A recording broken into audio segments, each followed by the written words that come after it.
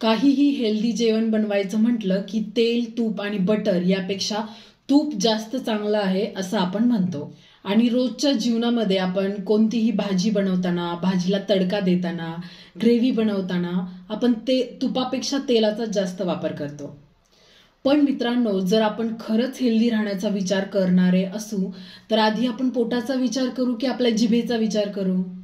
आणि खरं तर आजकाल पोटाऐवजी जिभेचा जास्त विचार केला जातो. जिभेसाठी कोणती गोष्ट जास्त चविष्ट आहे याचा जास्त विचार केला जातो. पण बनवताना याच्यामध्ये कोणते कोणते विरुद्ध पदार्थ वापरले गेले असतात किंवा हे खाल्ल्यानंतर आपल्या शरीरावर याचा काय परिणाम होणार आहे हे आपण एवढा विचार करत नाही. आणि रोज रोज अशा विरुद्ध गोष्टी खाण्यामुळे किंवा जिभेचा जास्त विचार केल्यामुळे एक दिवशी आपल्याला आपलं शरीर एक सिग्नल देतं काहीतरी गडबड आहे म्हणून. आणि जेव्हा आपलं शरीर आपल्याला सांगतं काहीतरी गडबड आहे तेव्हा आपण डॉक्टरकडे जातो आणि डॉक्टर म्हणतात कोलेस्ट्रॉल वाढला आहे, ईसीजी मध्ये काहीतरी फॉल्ट आहे, शुगर वाढली आहे. आणि तेव्हा आपल्याला समजतं अरे आपण हा पदार्थ जरा जास्तच खाल्ला, प्रमाणाच्या बाहेर आपण विरुद्ध पदार्थ खाल्ले किंवा प्रमाणाच्या बाहेर आपण जास्त जिभेचा विचार केला, आपण आपल्या बॉडीचा विचार केला नाही. आजाराचं मूळ कारण म्हणजे शरीरामध्ये साठलेली एक्स्ट्रा चरबी, पोट व्यवस्थित साफ न होणे, नेहमी नेहमी कॉन्स्टिपेशनचा त्रास होणे. रोजच्या जीवनातून जी काही चरबी आपल्याला मिळते त्यातील फक्त 20% ऊर्जा ही आपल्याला चरबीच्या आहारातून मिळते. उरलेली 80% ऊर्जा ही आपल्याला डाळी, कडधान्य, जे आपण हेल्दी फूड खातो, ऑइली फूड नाही खात त्यातून मिळते. जे चरबीयुक्त आहार आहेत ना त्यातून आपल्याला 80% ऊर्जा मिळत असते. आता हा प्रश्न येतो की चरबी असणारे आहार कोणकोणते आहेत? चरबीयुक्त आहार कोणकोणते आहेत? नॉनव्हेज, दूध, तूप, दुधापासून सगळे बनवलेले पदार्थ, दुधापासून जे काही पदार्थ बनवतात, फक्त दूध ऍड करून जे काही पदार्थ बनवतात ते सगळे पदार्थ चरबीयुक्त पदार्थ आहेत. त्यानंतर पाम तेल, हे जे मी तुम्हाला आता काही सांगितलं ते सॅच्युरेटेड फॅट आहे. मोनोसॅच्युरेटेड फॅटमध्ये येतं शेंगदाणा तेल, तीळ तेल, मोहरीचं तेल. पॉलिसॅच्युरेटेड फॅटमध्ये येतं सोयाबीनचं तेल, सूर्यफुलाचं तेल, मक्याचं आणि जवसाचं तेल. खरं तर आपल्या शरीराला फॅटची गरज असते, पण आवश्यकतेपेक्षा जास्त फॅट जर असेल तर ते आपल्या त्वचेखाली साठायला लागते. आपल्या शरीराला जेवढ्या कॅलरीजची गरज आहे रोज त्याच्यापेक्षा जर आपण कमी कॅलरीज घेत असू जेवणातून, आपल्या शरीराला जर सपोज 100 कॅलरीजची गरज आहे पण आपण 50च कॅलरीजचं जेवण जेवत असू तर आपलं शरीर उरलेल्या 50 कॅलरीज आपल्या चरबीमधून घेत असतं. तर अशा प्रकारे चरबी कमी होत असते. म्हणजे आपण कॅलरीचा इंटेकच कमी केला तर मग आपलं शरीर जे आपल्या शरीरामध्ये साठलेली कॅलरी आहे त्याचा वापर करत असतो. तेल, तूप आणि बटर या तिन्हीचे वेगवेगळे फायदे आहेत. जर आपण तेलाचा विचार केला तर मोहरीचं तेल, तिळाचं तेल, शेंगदाण्याचं तेल, नारळाचं तेल, सूर्यफुलाचं तेल जास्त प्रमाणात वापरली जातात. एक्स्ट्रा व्हर्जिन ऑइल यामध्ये शिजवलेले अन्न आरोग्यासाठी हेल्दी असतं. ऑलिव्ह ऑइल शरीरासाठी चांगले असते. रिफाईंड न केल्यामुळे त्या तेलाची क्वालिटी चांगली असते. Vitamin A, vitamin K, iron, monounsaturated fat, polyunsaturated fat हे हार्टसाठी चांगले असते. यानंतर कोकोनट ऑइल, कॅनोला ऑइल म्हणजे पांढरे मोहरीचे तेल, त्यानंतर शेंगदाण्याचे तेल हे देखील आरोग्यासाठी चांगले असते. ऑलिव्ह ऑइल म्हणजे ऑलिव्ह हे एक फळ आहे, या फळापासून या तेलाची निर्मिती केली जाते. हिंदीमध्ये याला जैतून असं म्हणतात.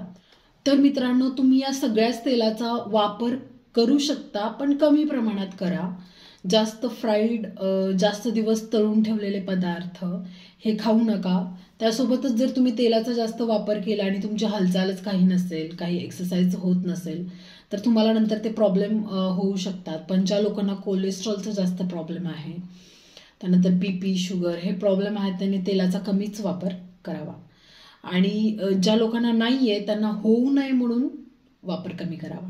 त्यानंतर तूप हे एक निरोगी फॅट सोर्स आहे. Vitamin A, vitamin E, vitamin D यासारखे चरबी विरघळणारे जीवनसत्व तुपामध्ये आहेत.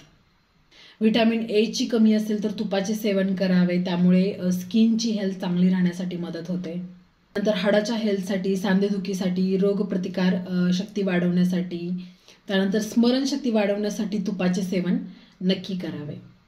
तुपामध्ये हेल्दी फॅट असते. तूप खाल्ल्यानंतर आपल्याला जास्त काळ पोट भरलं आहे असं आपल्याला फील होतं. आणि यामुळे आपण जास्त काळ जेवण करत नाही, पोट भरलं आहे असं वाटतं आणि कमी खाण्यात येतं. पण रोज आपण 1 टेबलस्पूनच तूप खाल्लं पाहिजे. कोणतीही गोष्ट जास्त प्रमाणात खाऊ नये. पण ज्यांचे वय 50 पेक्षा जास्त आहे त्यांनी तुपाचा वापर खूप कमी प्रमाणात करावा. ज्यांना कोलेस्ट्रॉलचा प्रॉब्लेम आहे, हार्ट डिसीज आहेत, त्यांनी तुपाचे सेवन पूर्णपणे बंद करावे. बऱ्याच लोकांना ब्लोटिंग, ॲसिडिटी, फॅटी लिव्हर हे प्रॉब्लेम नेहमी उद्भवतात. अशा लोकांनी देखील तुपाचा वापर बंद करावा. लोणी खाल्ल्यामुळे वजन वाढते. नेहमी वीकनेस जाणवत असेल, थकवा जाणवत असेल, ॲनिमिया असेल, त्यानंतर डोळ्यांचे आरोग्य सुधारण्यासाठी, हाडांचे आरोग्य सुधारण्यासाठी, हाडे तंदुरुस्त बनवण्यासाठी लोण्याचा वापर करावा. लोणी खाऊ शकता. पचनक्रिया सुधारण्यासाठी, त्यानंतर रोगप्रतिकार शक्ती वाढवण्यासाठी देखील लोणी तुम्ही खाऊ शकता. पण हार्ट डिसीज, हाय BP, डायबिटीज, कोलेस्ट्रॉल, लठ्ठपणा या कंडिशनमध्ये लोण्याचा बिलकुल वापर करायचा नाही. 50 पेक्षा जास्त वय असणाऱ्या लोकांनी देखील लोण्याचा खूप कमी प्रमाणात वापर करावा. तेल, तूप आणि लोणी या तिन्हींचे वेगवेगळे फायदे आहेत. वेगवेगळं आपलं काम करतात. पण आरोग्य चांगले राहण्यासाठी आपण चांगल्या तेलाचा, चांगल्या क्वालिटीच्या तेलाचा रोज वापर केला पाहिजे, ते पण कमी प्रमाणात. तुम्ही रोज ऑलिव्ह ऑइल, त्यानंतर मस्टर्ड ऑइल, मोहरीचे तेल, त्यानंतर शेंगदाण्याचे आणि कोकोनट ऑइल हे तेल वापरू शकता. तुम्ही कोणतेही तेल विकत घेताना त्याच्या खाली लिहिलेलं असं रिफाईंड ऑइल, तर ते रिफाईंड नसलेलं आपल्याला तेल यूज करायचं आहे. त्यानंतर रोज 1 चमचा तर तूप आपल्या पोटात गेलंच पाहिजे. पण मी कोणत्या कंडिशनमध्ये तूप घ्यायचं, कोणत्या नाही हे तुम्हाला सांगितलेलं आहे. लोण्याचंही तसंच आहे. ज्यांना वजन वाढवायचं आहे त्यांनी लोणी खाऊ शकता, पण कोणतीही गोष्ट कमी प्रमाणातच खा. आणि ज्यांना हार्ट डिसीज, ज्यांना कोलेस्ट्रॉलचा प्रॉब्लेम आहे त्यांनी लोणी आणि तूप हे तर पूर्णपणे बंद केलं पाहिजे आणि तेलही खूप कमी प्रमाणात वापरलं पाहिजे. जिथे आपल्याला एक अर्धी वाटी तेल लागत असेल तिथे आपण 2 टेबलस्पून, 1 टेबलस्पून असा तेलाचा वापर करू शकतो. पण तेलाचा वापर कमी वापर करा आणि चांगल्या क्वालिटीचं तेल तुम्ही यूज करा.